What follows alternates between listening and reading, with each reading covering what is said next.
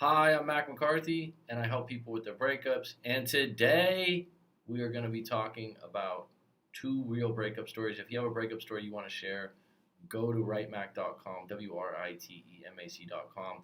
Send your story, and I'll give you my take in a live stream or video just like this, or you could book a live coaching session. Commercial over. It's not you, it's me. You've heard that one before, I'm sure, or you've heard it from a friend before in a breakup. It's packed into this story that I'm going to unpack in a minute. But it's one of those interesting questions that's actually a bit cryptic and it doesn't mean what it seems to mean. Someone said, "Oh, it's not you, it's me." A lot of times it means, no, it is you. And you have never changed. You are who you've always been.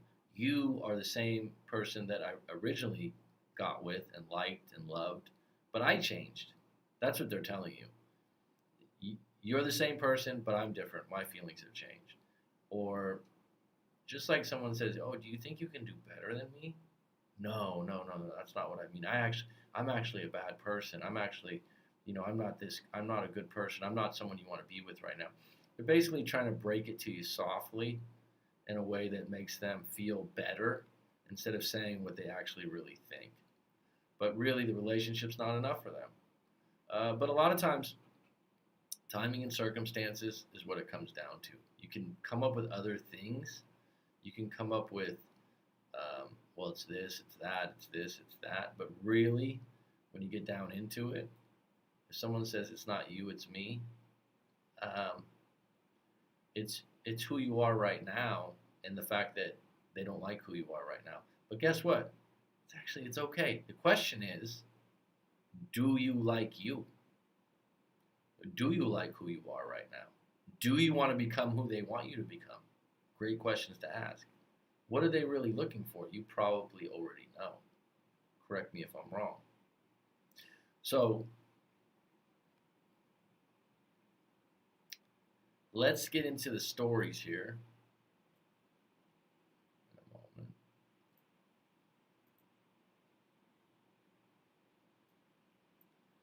Um,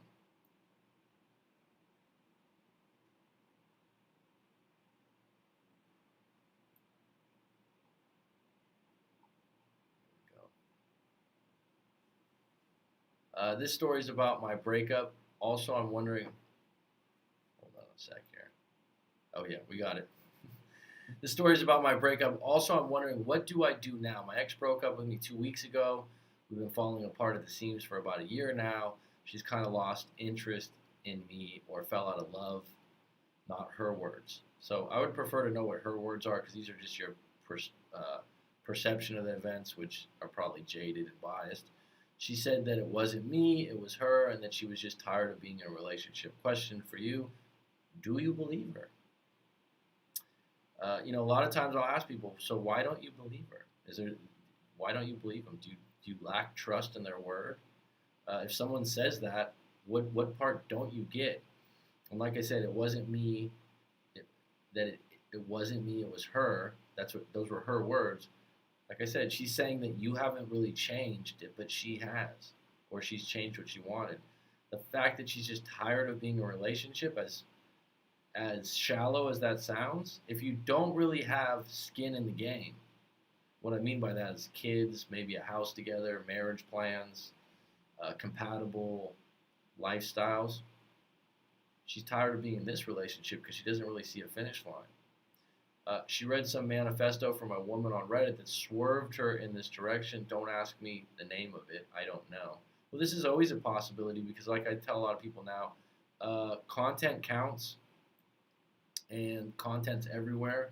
We're not going to tell our girlfriends, boyfriends, husbands, wives, what have you, partners, whatever you want to call it, hey, I don't want you online because there's some bad stuff on there that might affect our relationship. It's going to happen. Unfortunately, your relationship or the person reading the material should be strong enough to make their own decisions.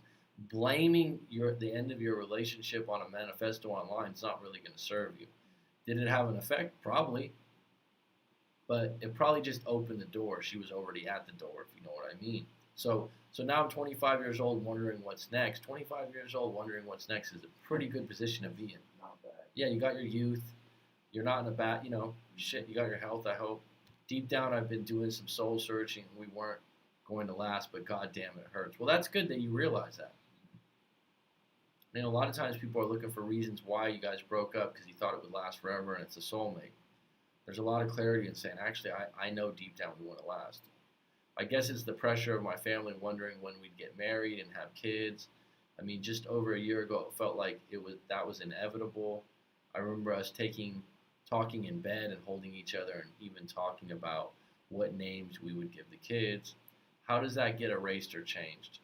Does it ever get erased? I think what they mean by this is that it's that no longer means anything. Okay. Right? But here's the thing. Think about it this way. When you have conversations like that you don't take action on, like get her pregnant, what does it mean, right? It's like you could talk about being a lawyer for 15 years, right? There's a client of mine that's been talking about going back to school to be a lawyer. Let me take this one on myself. I've been talking about writing my book for 2 years, right? Doesn't mean anything. It doesn't mean I erase the thought. It just means I haven't taken action on it.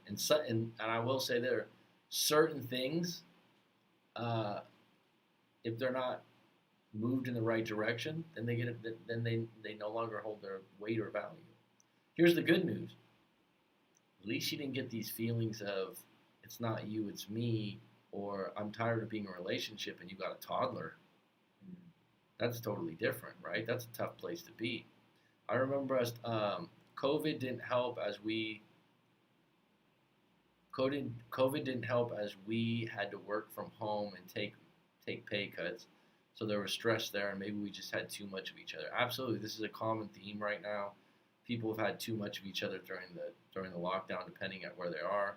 It absolutely affects relationships. It's not like, oh, could it be this? Yes, it is that, right? And I don't know where you're at in the world or what the restrictions are, because some places were obviously highly restricted over others.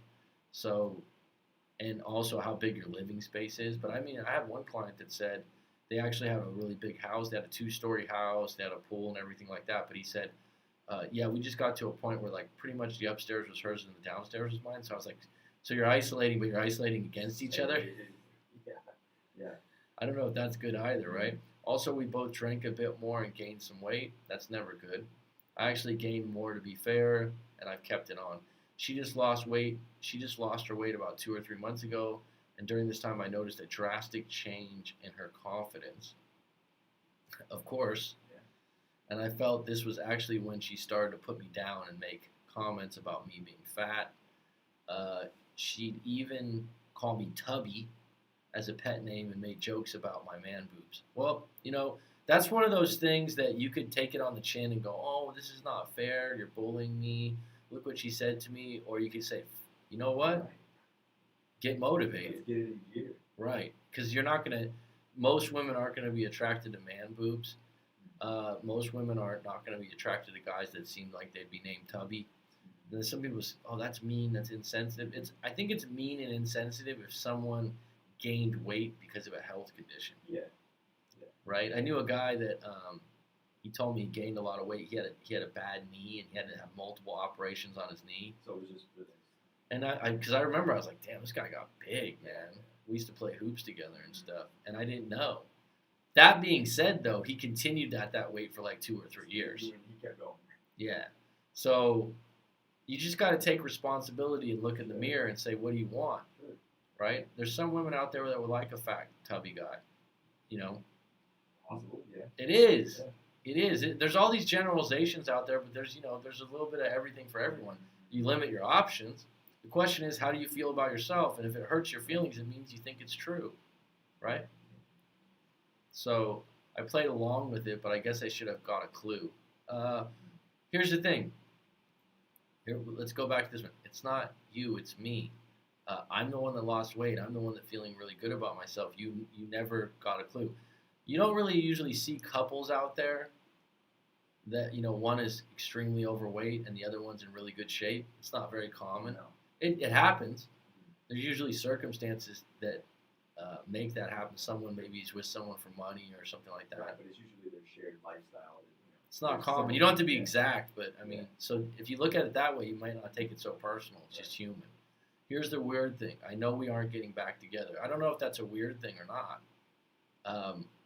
That's your clarity that says no chance. Now, that's I would say beyond being a weird thing, that's actually in your favor because it's still gonna hurt. You're still gonna be upset, but you can get away from the fact of how should I try? It's all right? Well, yeah, and you probably sensed at the end if she's tired of being in a relationship, she really wants to explore being single, and so you're not going to change that. You're just not going to change that. So that's why you know right away we're not getting back together. At the end, Yeah, especially after a year, I think is what they said. It was kind of going off the rails. oh yeah, you're right. So, It was 2 weeks. Well, they broke up 2 weeks ago, but it's been it was a year of like. and it's a year of her building a case why Right. she's not into That's you. a long time to try to reverse that. So. Right. Here's the weird thing. I know we are not getting back. At the end, she was so confident. I was so low. I was really reaching for her to stay with me, but she just couldn't bother to make an effort.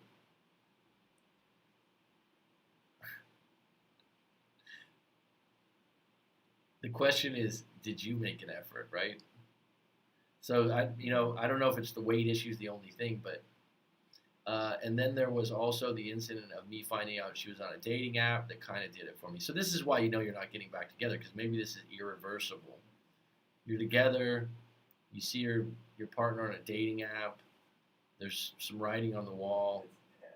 There was no coming back from that. She broke all the trust. Then I talked to my sister about it, and she said, "Look, she just thinks she's better than you, and she's always been that way. I never saw you lasting with her." See, this is when you get advice from a relative or a family member, and I don't know if it's the best thing because she's putting this person down and raising you up. Yeah, her motives are to make you feel better. Right. So And that's I never saw it lasting. And my question would be, what's her relationships like? And did that make you feel better? Did you believe it to be true? I'm sure that's not exactly what you wanted to hear. This hurt. This hurt because it's true. I don't think she's always thought she was better than you. I think that in the moment right now, she thinks she can do better. There's a difference between saying I can do better or I can find a better match or more for what I'm looking for or that I want to be single again to saying I'm better than you. Now, if your perception is someone's better than you, that can really hurt your confidence. If your perception is, hey, we don't match up right now, I haven't been taking care of myself, I haven't been at my best, but she's striving towards her best. she's taking the initiative to get better. Does that make her better than me? No. Now I'm alone at 25. Well, cry me a river. I'm fat and I lost all confidence with women. So who did that? She did that? She made you alone at 25. She made you fat. She made you lose all confidence with women. See, this is the thing. Sometimes this had to happen for you to reset the clock. I can't believe she left me now, but my dad said it's all going to work out better, that I just need to move on. My question to you is, how do I move on now? What's my first step? Well, your first step, I would probably write a more detailed story and send it in to me and maybe do a coaching session. And then also combat this idea that you're overweight. So go on a diet, join the gym, whatever. Do your research on that. Yeah, I love that. Get in shape a bit. Like your confidence is going to already just increase. Just from doing that. Mm-hmm. I don't want her back. I just want to move on. Well, here's the thing. That's great that you're clear on that. It's just going to take time. So there's whatever step you take, which I would suggest, like I said, getting a little deeper on this, because you were together for, I think, did you say 3 years? I don't remember what it was. If you were together for years, which I believe it was, then you got to unpack this a little bit more. And the first step would be taking care of the weight issue.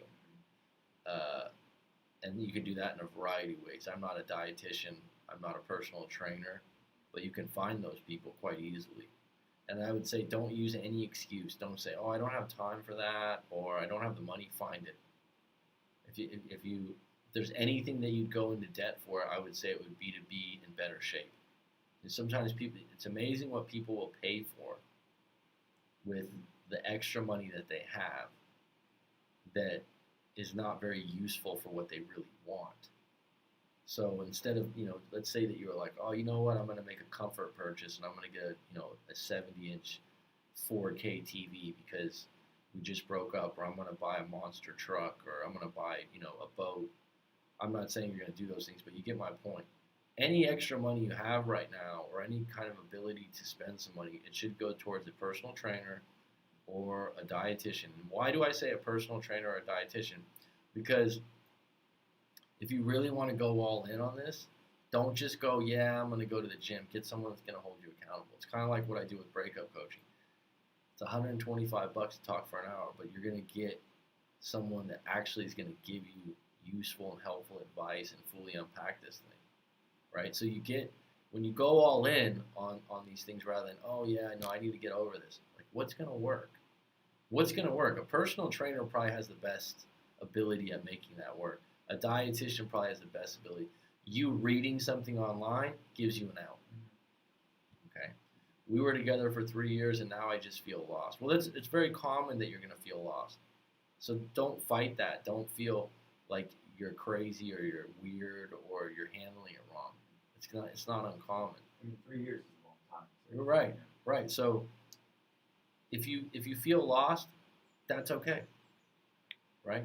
That's okay right now. Writing the story is a first step. Sending it in, getting my take, those other things I said, and the fact that you're not getting back together, don't fight that. All right, am I capable of being the person that met her in the beginning and pulled her in the beginning? Am I capable of meeting someone equal or higher value if I'm at an equal or higher value in the future? Think about that for a moment, right? Because that's where you need to get back to. At what point in your life were you at a better place, and why was that? It's a good question to ask yourself. All right, we got five on deck, one like. Eduardo Martinez, yes, we're live. Earlier, I started a live stream and it was unlisted. So yeah, thanks, Eduardo. Good to see you, buddy. We do have one more story on deck today. If you got a story you want to share, send it into rightmac.com. Eduardo, how are you these days? Are you still in Vegas? Are you still dating the woman of your dreams? Eduardo's been riding on and off this train for a while. Man, I don't know what it would be like being single in Vegas. I've only done, I think I've been to Vegas 2 or 3 times, but I went there for a good friend of mine's 21st birthday, and I wouldn't share the events that went down during that time. But as the great Snoop Dogg says, the game's to be sold, not to be told sometimes. But the Vegas to live there,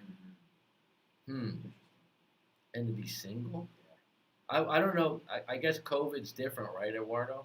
But I mean, you got one thing I would say is I always tell people live somewhere where people go on vacation, and Vegas definitely adds up to that. I'm not a gambler at all, so gambling wouldn't. That part of the equation wouldn't interest me at all. No, just I have no interest. I'm not a card player. It's I like cards, so you'd live in Vegas and play that piques cards my in your interest, yeah. in your free time you play cards. Is that a good thing though? I don't know. Do you think you get addicted to it? Yeah, I think so. I really do. Yeah, It's fun for. I mean, I really enjoy it. So yeah. A good friend of mine. There was I think he no. I think he developed into a pit boss. Is that what they call those? Yeah. You guys that are I was always like, do you wear a green visor? like in the old He worked at an Indian casino, and he started out doing blackjack, and then he did craps tables. He said like that's like an elevated position in the hierarchy of the, because those people make good money. Because you get fat tips. Yeah, they make good money, and I was curious because he was a poker player. And he said there was people in there he goes, there's like 1 or 2 guys that come in and win all the time. And he goes, they're trying to figure them out, like how they're doing it, like how they're that good and they win all the time. But I'm sure there's some people that are that good. I'm sure that there's some people that are that good. But his issue was he'd play clean poker or he'd play the way you're supposed to play and still lose Right. because someone gets lucky, and it would enrage him, right? It's Right. kind of like Right. Well, poker is like that. right. You can have serious ups and serious downs. Yeah, he said that like someone would he would be at the table like this idiot just fell into this, And and if you can't handle it, he wouldn't be able it's to tough. let it go. Yeah, you can't let that go. It's tough. Eduardo Martinez said, still in Vegas, Mac. All things are rose petals and wine glasses at the moment. We've become closer than ever before. She met my parents, and I've met hers. Things look promising, to say the least. And you know what's interesting? If I remember correctly, you were actually thinking about moving back to L.A. He's got, I believe Eduardo's got family over there, and he was. I've always said this: when you break up, if you have an opportunity to move to a new place that you're excited about, go for it. Because a new beginning, a new start really sinks in with a breakup. Change the scenery. Well, what it does is it removes a lot of triggers. Sure. So it removes, like people go, oh, I just went by the. Yeah, I was just gonna say, like, drive past your restaurant you used to go. Yeah, I just went by the park we were at, or this or that, or I think I'm going to run into her at the mall. Like, you remove all that. And that's anxiety stuff. Sure. And then on top of it, when you move somewhere new, you have to learn new places to go, new people. Yeah, exactly. So it really sinks in. You just got to make sure it's someplace you're excited about. Right.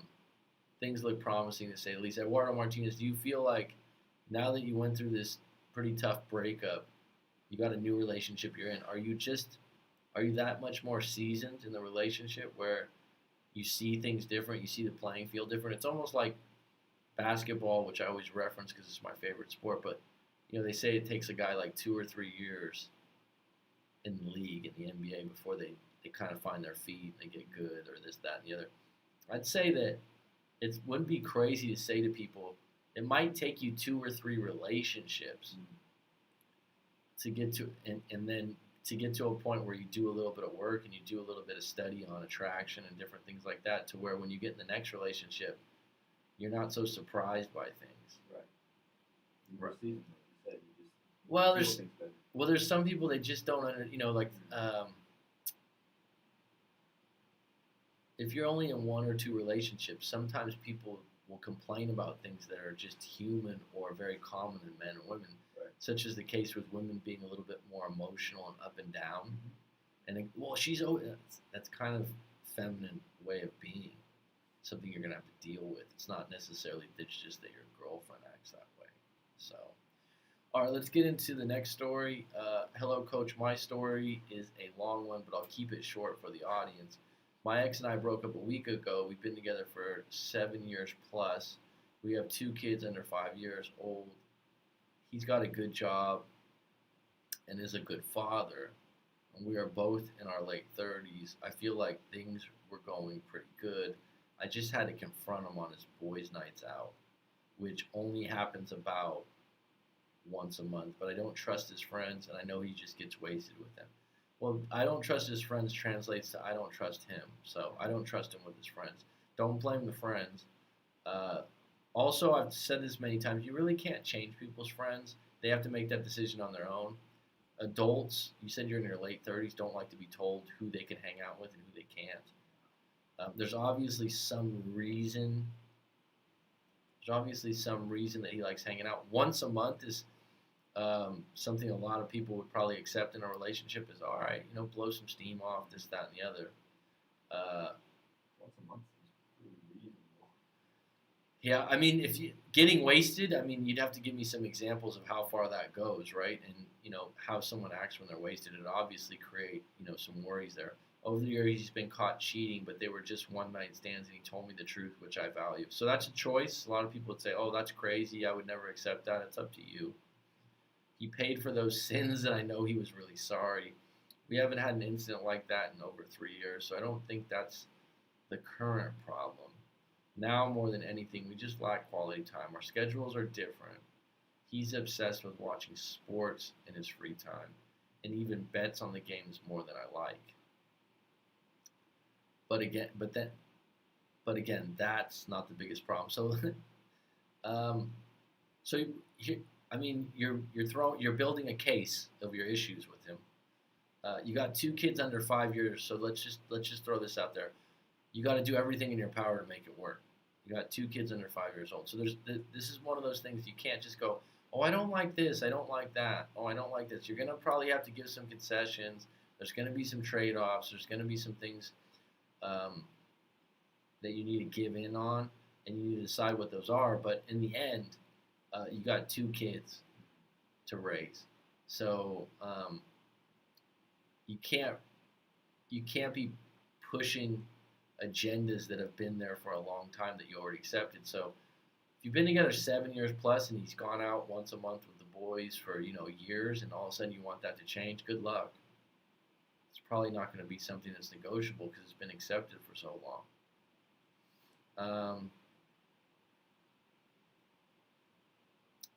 Now more than anything, we just lack quality time. Well, I'd say join the club for people with kids under 5 years old, probably. I mean, I'm sure that's common with a lot of people. You requesting more of that and being upfront about it, fair enough. The biggest problem is I've just lost total attraction for him. He just doesn't seem to do things to keep things interesting. Well, losing attraction or total attraction is something you can get back. So that's not something to throw away the relationship over. And I certainly wouldn't. I think if you want to create more attraction, don't necessarily tell them that in that way. You also need to think about what you're doing to create more attractive moments. And you're blaming him for not keeping things interesting. So specifically, what would be things he could do to keep things interesting would be a question of mine, because what's interesting to you might not be interesting to him. She writes, my best friend's husband is always surprising her with small gifts and mini vacations. So I confronted him on this on a sit-down meeting while the kids were at his mom's, and he just went off. I feel like he didn't really listen to me.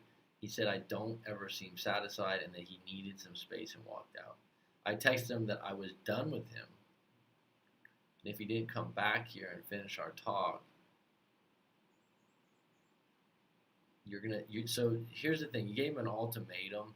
You put a gun to the head. You said, if you don't do this, then I'm going to be done with you. Careful what you wish for. He responded with, I'm done with you. There you go. Fight fire with fire. And that was a week ago. The kids actually were staying with his mom. Anyhow, long story to that, but it's temporary.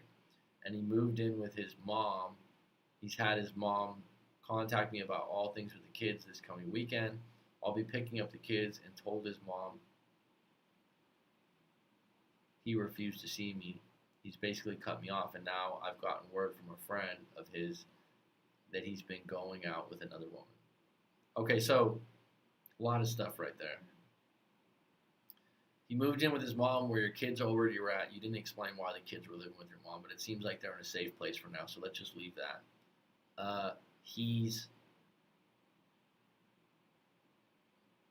The idea that the mom's in the middle isn't the worst thing at this point. You do need kind of a referee or a buffer. Yeah, I don't know if she wants to be that person, but that's her job. Right. So I'll be picking up the kids, and he told his mom he refused to see me. He's basically cut me off. Just keep in mind, you were the first one to threaten to be done with him. And this is why you have to be prepared when you make threats to people that are adults in relationships. Be careful what you wish for. It's like, if you think about it like this.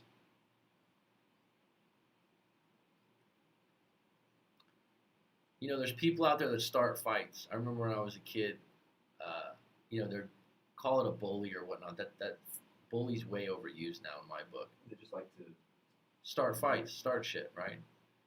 And then, have you ever witnessed something where someone's starts a fight, gets in someone's face, and then the person's kind of taking it, and then the other person just erupts.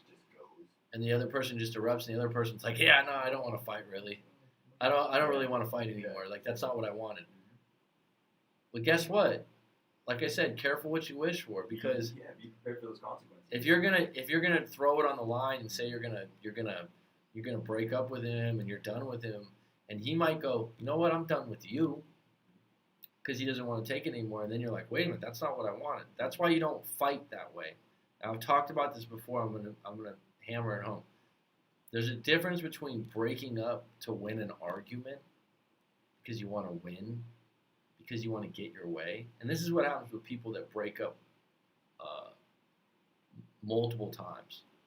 Someone breaks up to win, right? I don't want you to do this, so I'll break up with you. I don't want you to do this, so I'll break up with you.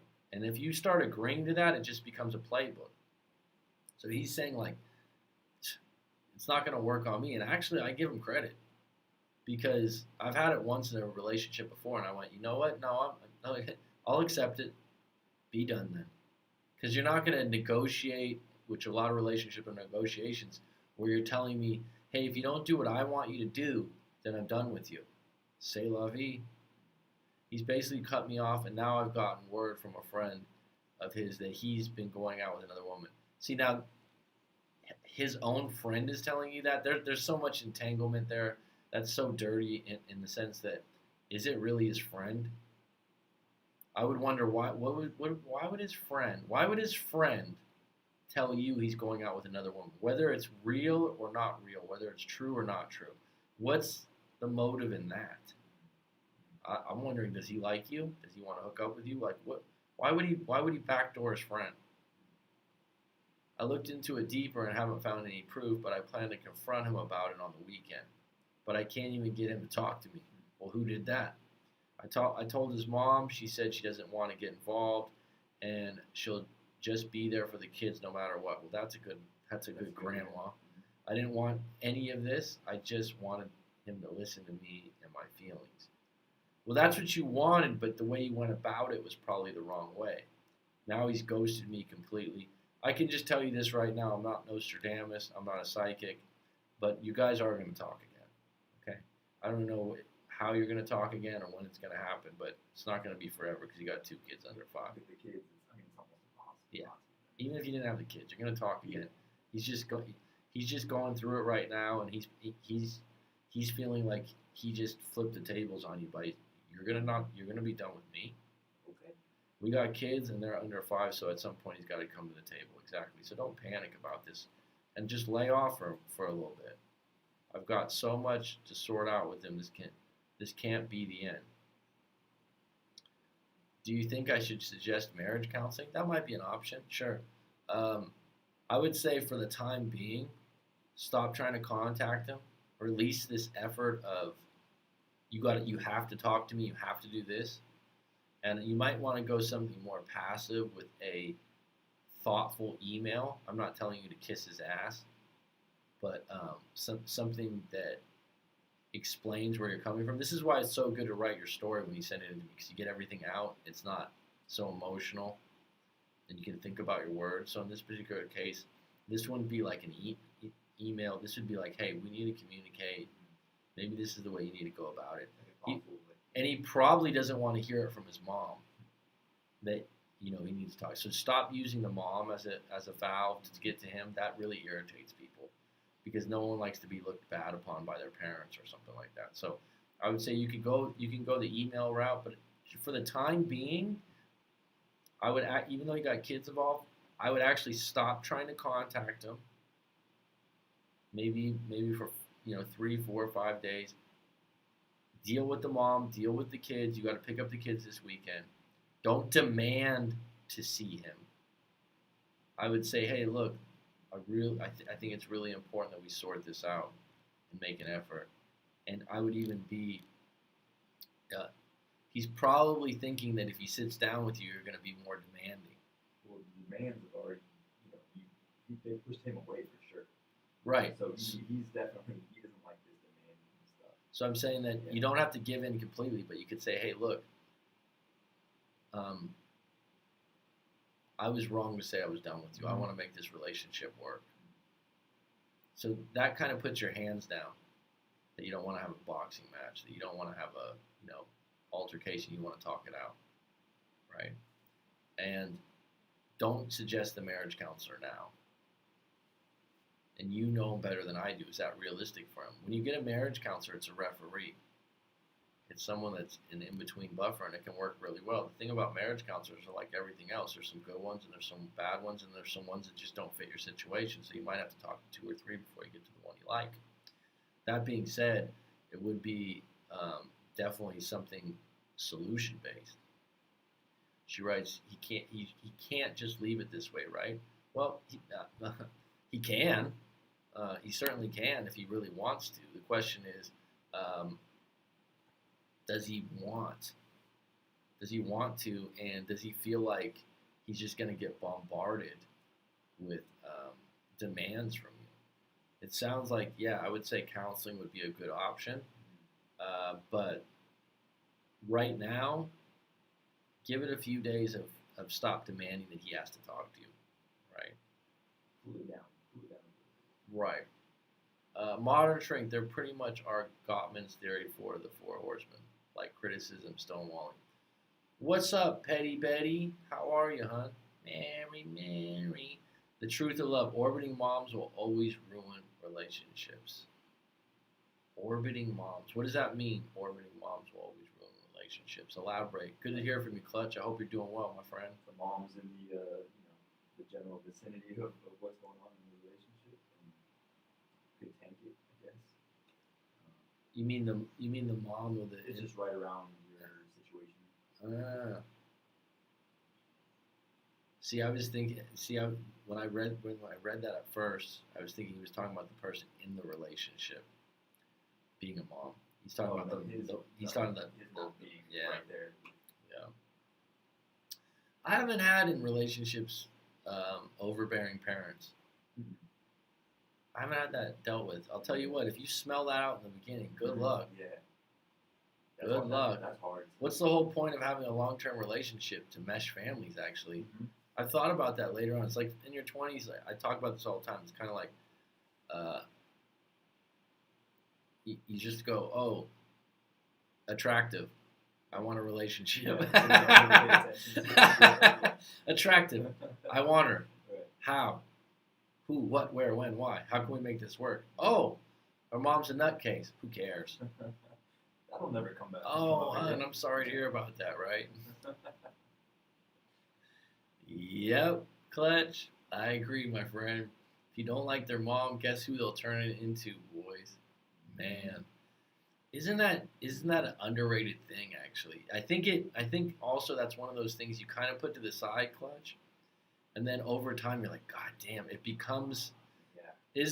Do you think that there's probably a stage where, in the beginning of a relationship, when it's the honeymoon phase, when it's rose-colored glasses, what have you, where you won't notice that as much, but then 2, 3, 4 years.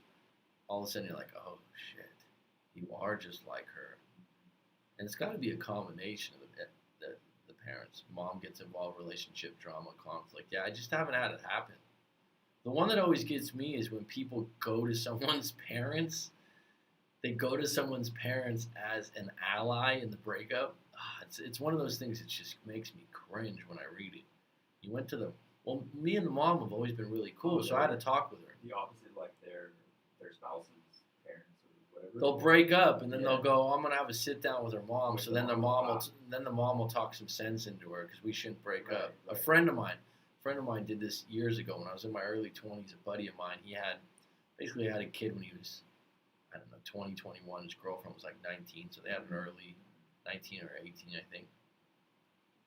And they were together for like 5 years. First love, had the kid, all this, and it was just the classic. She wanted to be single. She had some single friends. They were fiancé. They were gonna get married. All this other stuff. It broke them. Like it really broke them, right?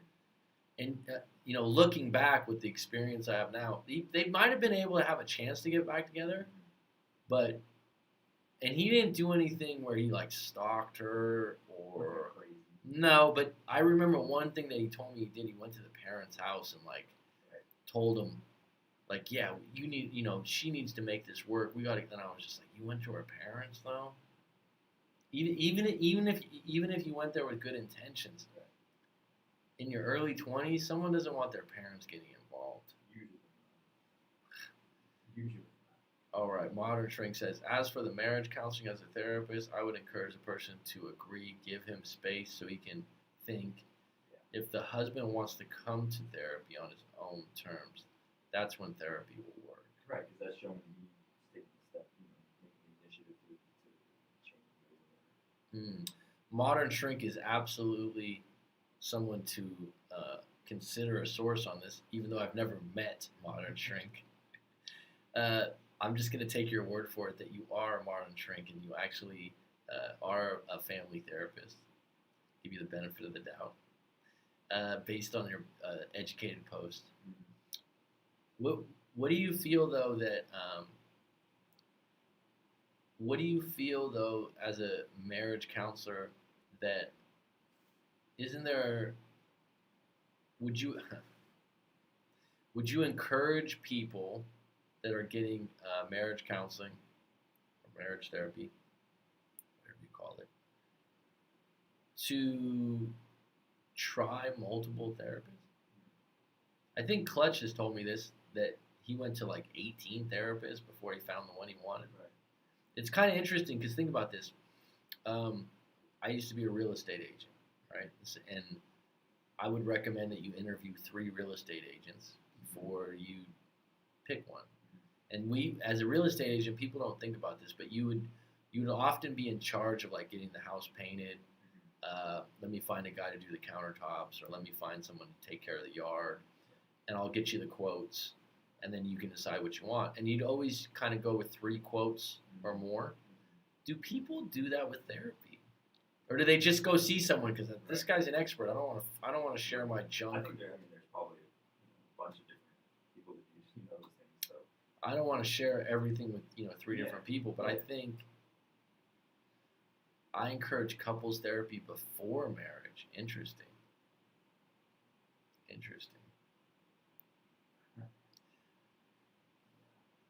Would you? I mean, is that a form of negotiation there?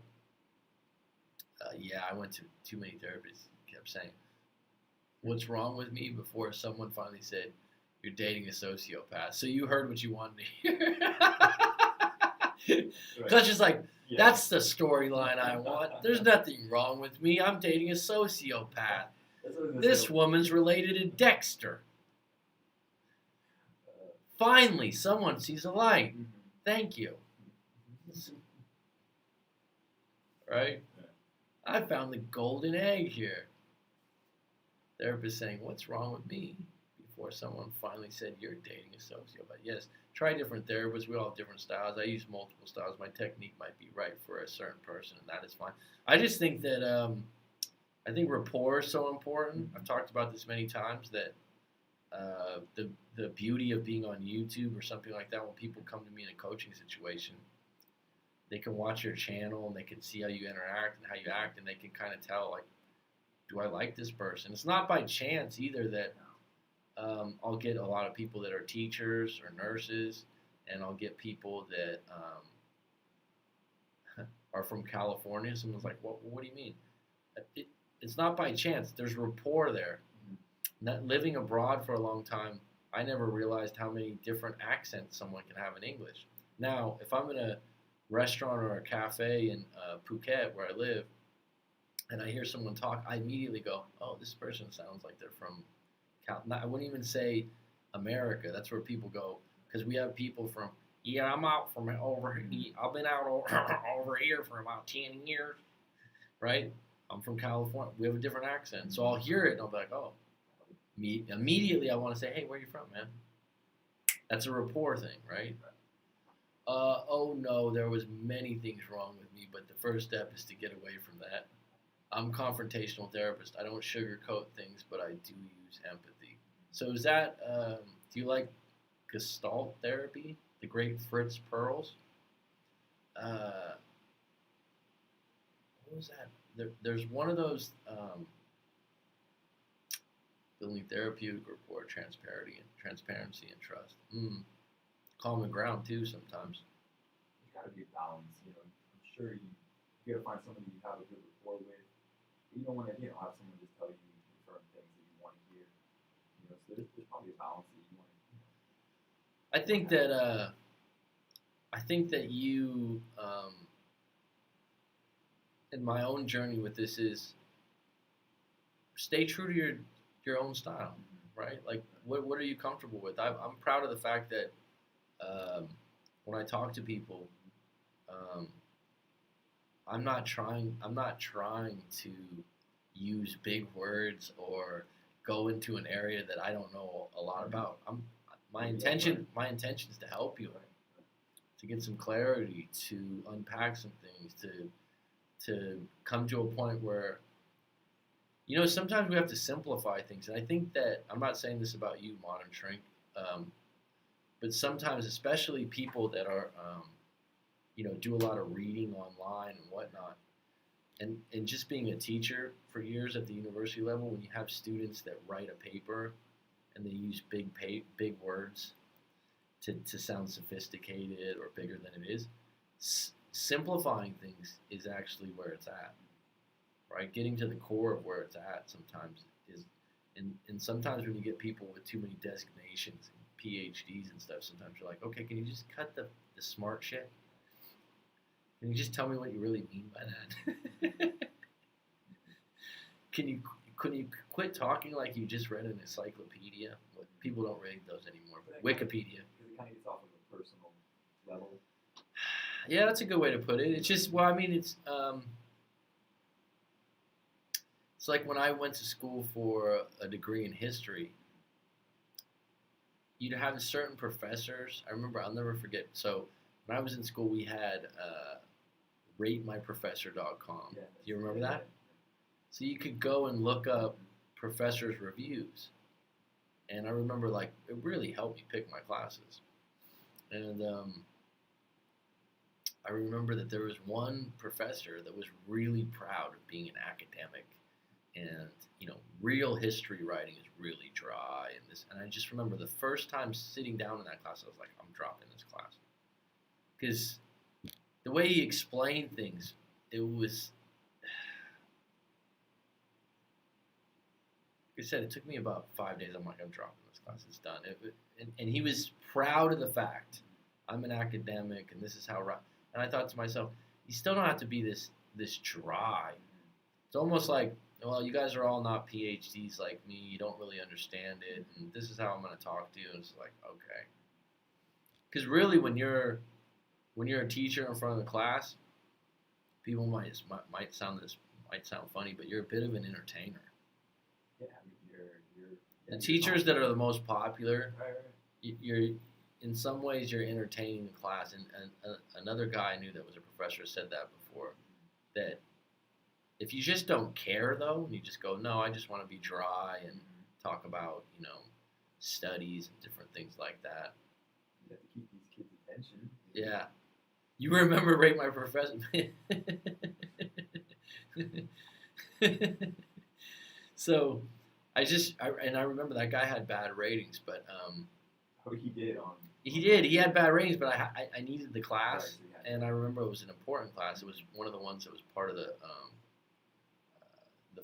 I don't know, the final. It wasn't a prerequisite. It was I'm getting lost now. Anyways. He was just too academic in some of the ways he was talking. But Dr. Smile never offers after-hours help. I don't get that one. I don't know what that means. Be genuine. When a client feels understood and can relate, that's when therapy is beneficial for the client. Yep. One thing I've learned, Modern Shrink, is that overreacting to something that's shocking to you, or like, for example, something that disgusts you or makes you feel like, ugh, really? Depending on who the person is, you need to dial that back, because anytime, I think one of the biggest reasons people are in therapy is because somehow they think that people around them think that what they've done in their life, or even what they've done but nobody else saw, is so bad and so horrible. right? I just had someone recently share something with me that was really bad, and I thought to myself, wow, I changed a lot because in the past I would have probably tried to lecture this person. I would have probably said how bad the event was, and I didn't. I I I reflected a neutral outlook on it. I asked the person more questions, and I thought to myself, this is different than I would have reacted because I know how important it is for someone not to feel like they're being judged for something bad that's been done to them or something bad they've done. If they're going to come out of it, it's not going to be with shame and guilt. Accountability, responsibility, yes. Shame, guilt, judgment, no.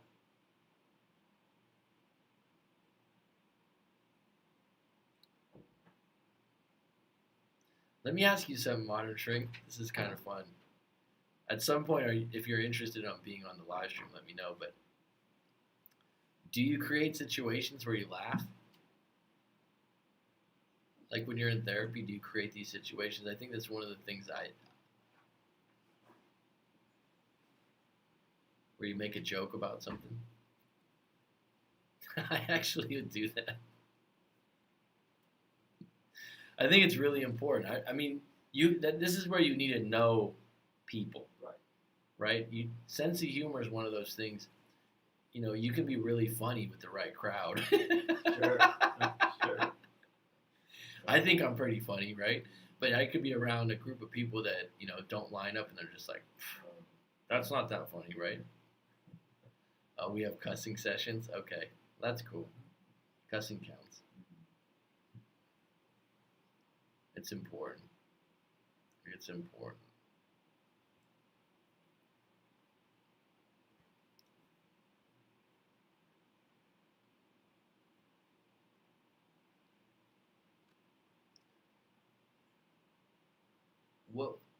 What do you think about? Is it possible for a shrink to be overworked and therefore affect? Yeah, because I thought this before. People I've talked to that have had partners that were, and I don't want to call them a shrink because there's so many different things. Like there's counseling, there's right, and people have asked me before. They've been like, "How do you talk to all these people about their breakups and not take it on?" And I go, "I don't know. I'm sick. I have a sickness because I enjoy talking to them." I find that it's definitely different than when it's a friend or family member. If it's someone that's talking to me that's close to me and they have issues, I do have a different feeling that I'm able to. That's why I say it's good to talk to someone neutral. But if I did it 8 hours a day, I think what would be hard is when people are getting clients that feel like, oh, I'm just going to do this because my insurance pays for it. They're not really in. Yeah, those are the people I think that would bring you down. Right. Or, yeah, my friend told me to come here, but I don't want to be here anyways. But my insurance pays for it, or this is just what I'm supposed to do. Whereas, like, what I do now, somewhat like I said, people that comb the internet, they got to go through a lot of different people and make that decision after a lot of studying, and they usually are all in. Right. And they're usually kind of decided already, like, I like you. Because right. I went on YouTube and I saw they've seen your content. 15 other coaches, and I think I like you. I think that helps. Mm-hmm. Can I contact you eventually and have a conversation on my professional account? I have. Absolutely. What do you mean on my professional account I have? But here, you can just email me.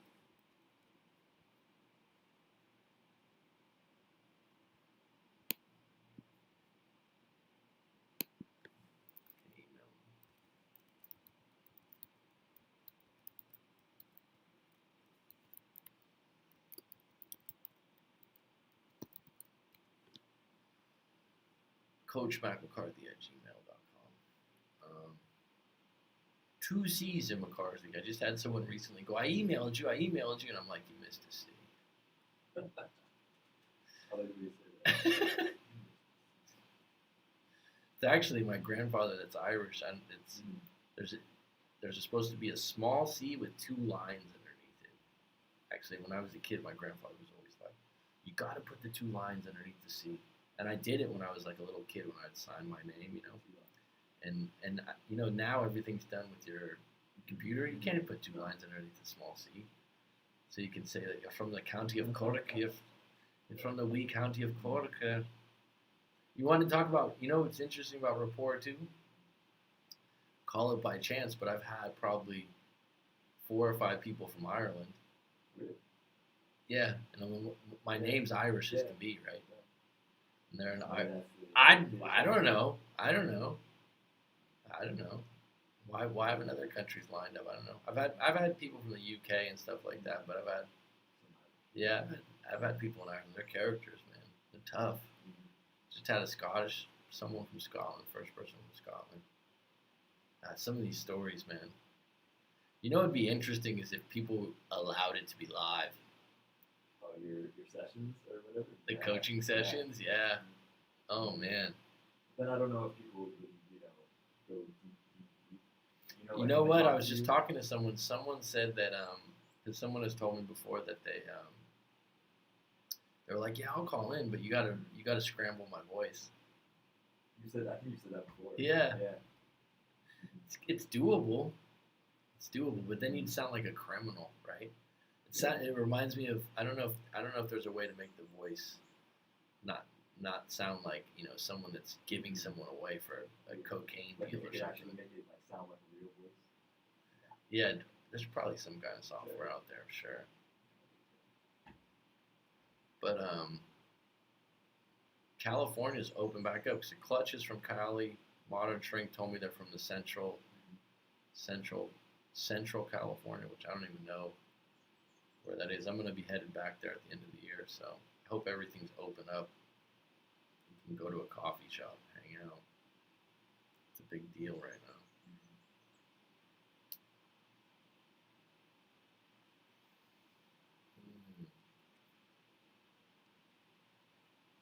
No Rob IS today. Yeah, no problem.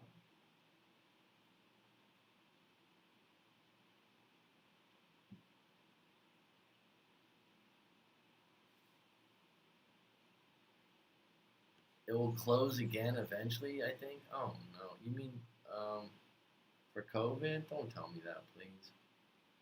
It's the worst nightmare if I go home and I got stuck.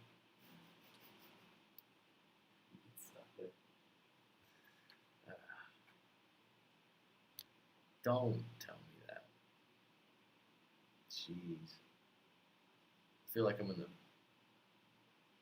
6 clients have the Delta variant. 6. Wow.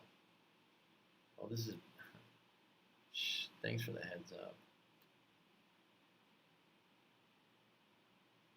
Don't even want to talk about it. Don't tell me anymore. Don't ruin my day. Don't drop any news blast here. Clutch, are you on still right now?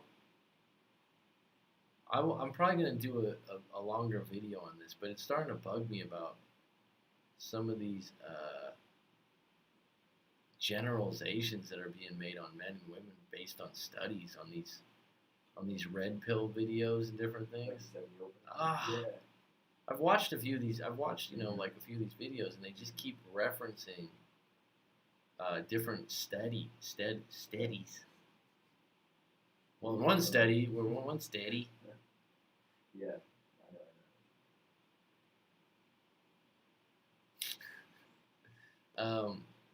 I was just saying, because you analyze information. Maybe I get it wrong, Clutch, but I think I'm right in that. Maybe you can clarify what it is. But how often someone drops in their videos, or all men do this or all women do this, and they reference it was that they read it in a study, but they don't talk about the study. And people go, oh, there's a link, and I've looked, and a lot of times there's no link. How accurate, how much weight can you put on a study that's for all men and all women? Like, how does that even get thrown around? Is this, you know what I mean? I think people are piggybacking a study to sound like they know a lot. Well, right now only 20% of men do this, or 30%. They're not even clarifying where it was done. It's just bugging the shit out of me. Right, like we talked about this a little bit before. Where was the study done? When was it done? Are you? But here's one good question. Are you the exception to the rule? It's like, is it true about you? I mean, if you're a doctor, or I've heard before, one of the best. There's a something called Nature, and they do a lot of scientific studies, and that's all it is. It's called Nature, and so that's something that's really in a high regard with doctors and whatnot like that. But even then, you don't generalize these things, people are just using it over and over again, and I think people buy into it, like, oh, really, that's true. It's like, do you want it to be true, or can you be?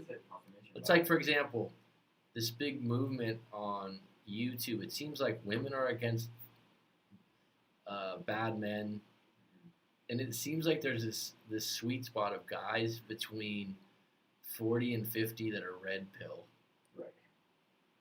right? And they're pissed off.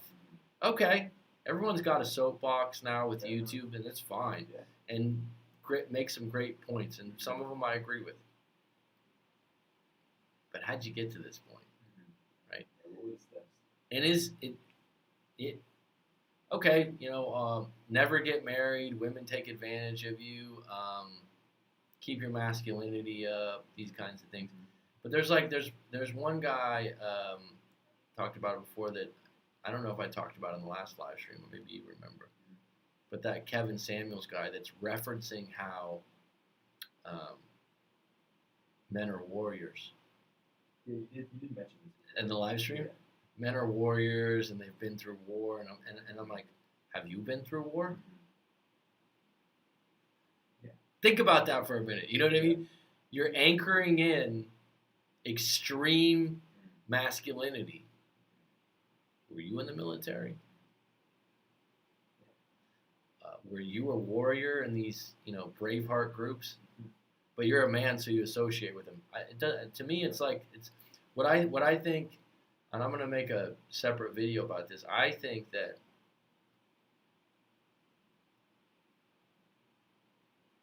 people in the past, it was very easy.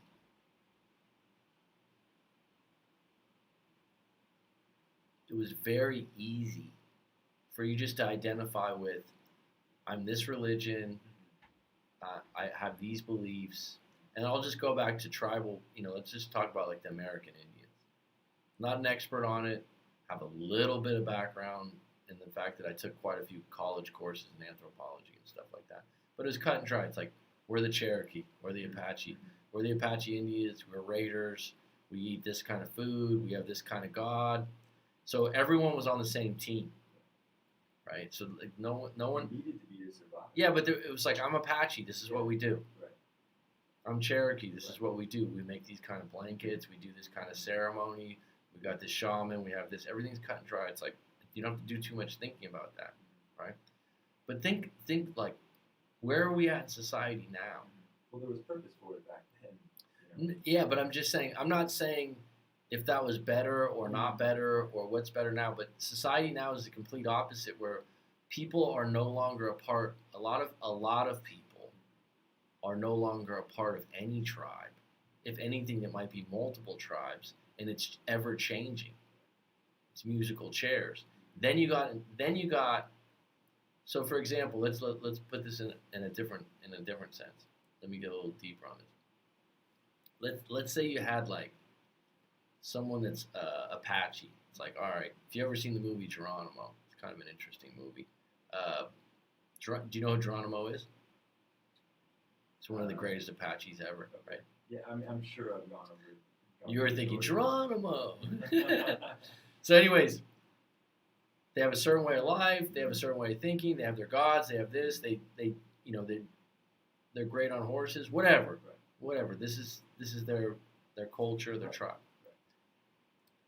What if the American Indians had the internet? You just got a big smile, right? You're like, what? Never thought of that one, did you? Right? What if they had the internet and they could go, oh, is there a better way to, to grow corn? Oh, is it like they had this little device that had all the answers, a computer with all the answers? Well, the connections.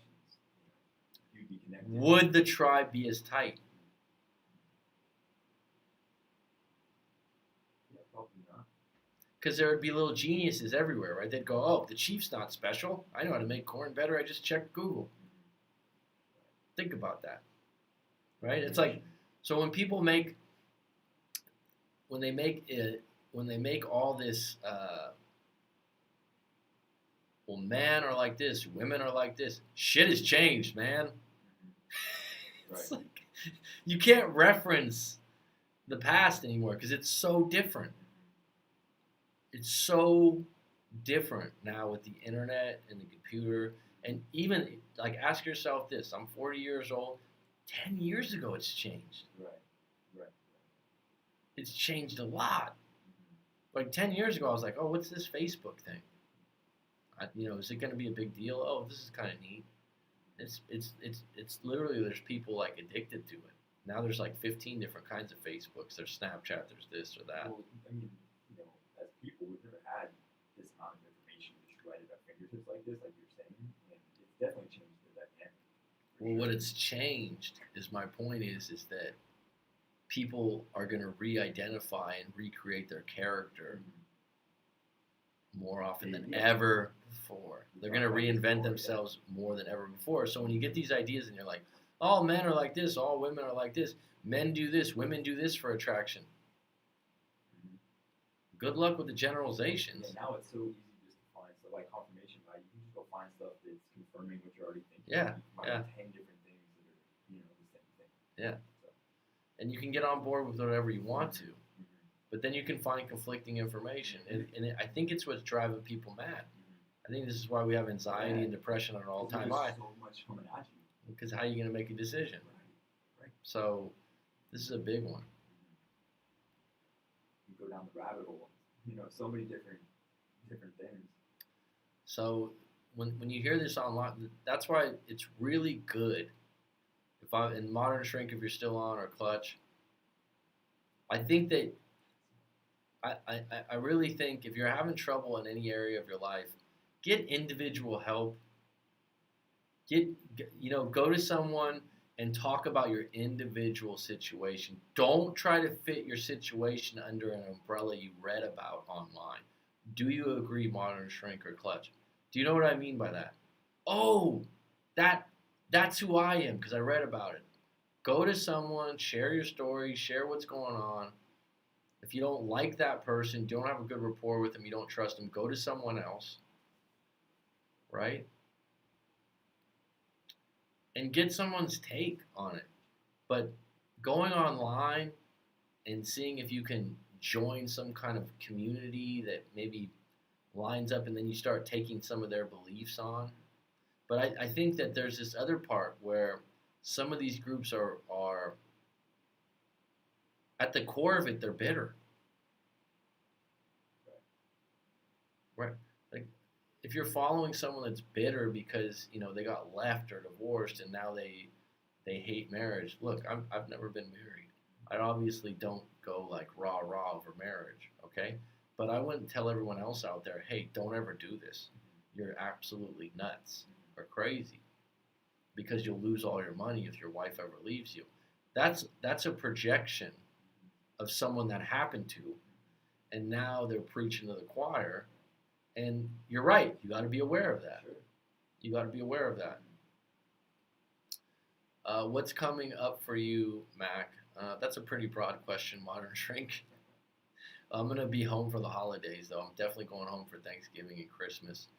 Uh, um, I'm in a place where like I haven't been home for a while, so I'm gonna be in Chico, California, visiting the parents. I don't know, maybe 2 or 3 months. We've got some ideas for the channel too. Yeah, yeah. I've got some other things, but I intuition's like it's time to go home. And I've got that Biggie song. I'm going back. I have no rhythm.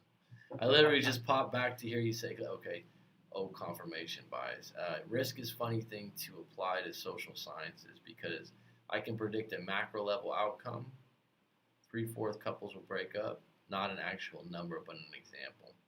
But I can't take a couple in real life and say, you're going to be three. Yes, that's my point, Clutch. That's my point. My point is, you're throwing around stats, you're throwing around studies, but individuals are saying like, does that apply to me? Who do I want to be and what do I want to become? What do I really want? Don't have someone decide that for you already. Well, because a lot of people go, oh, well, it's just rigged. Smallpox isn't real, fake news. Agree. Everyone deserves an unbiased person to hear them out. It's underrated, Modern Shrink. Absolutely. I mean, we all rationalize. We will interpret what is best for us based on the situation. A good therapist knows when to listen and when to speak. It's called active listening. I would say though, if a therapist saw me, in a session they'd probably say, "Hey, you need to be quiet a little bit more often." But I've never had a complaint.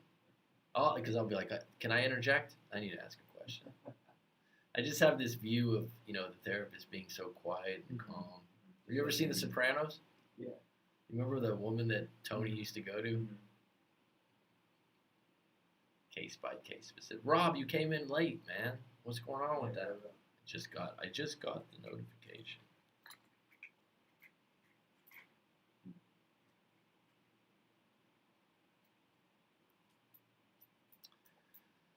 All right, folks. I'm gonna call it a live stream now. I won't say, is there any closing questions like I usually do for another 20 minutes?